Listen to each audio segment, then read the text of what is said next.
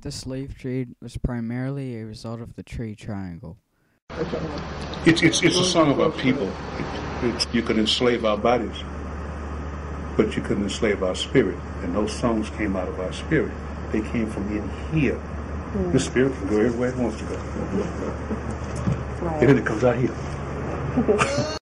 The trade triangle was the trade between Africans, Europeans, and Americans. The Africans gave Americans slaves. The Americans gave the Europeans sugar, tobacco, and cotton. The Europeans gave the Africans textiles, rum, and manufactured goods. Only a handful of Africans that left the continent made it to America. This was a result of poor living conditions and hygiene, malnutrition, and disease. Britain dominated the slave trade, taking about 3 million slaves back to Europe. This trade took people, ideas, and goods to new places around the world.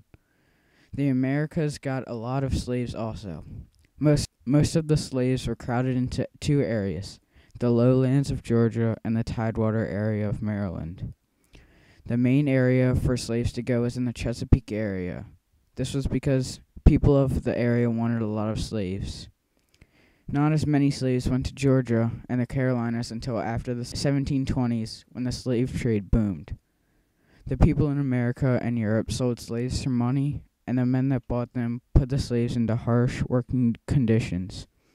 The slaves at the time in the Americas were producing sugar, tobacco, rice, and indigo to sell.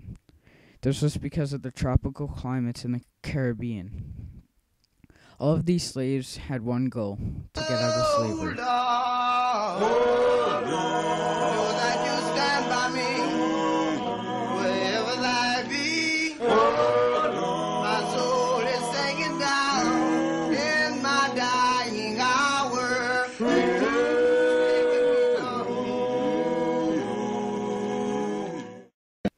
The Africans fought against the men who were trying to capture them.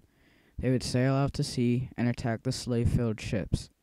In the Americas, the slaves would run away and try to live by themselves. They would make movements in the cities to help bring the end of slavery. The Africans were trying to do everything to stop the slave trade and abolish slavery. Britain and America tried to end the slave trade during the early 1800s. Slowly but surely, the government started to stop the slave trade colony by colony until it was finally gone. Although there was still slavery, the slave trade was ended.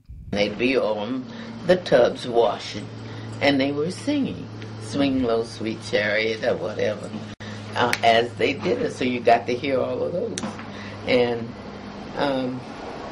you could walk up and down the street, people would be singing the spiritual. They're the songs that freed us, they liberated us, they give us joy and sadness even. I think those songs got the slaves over in many cases, or kept them encouraged.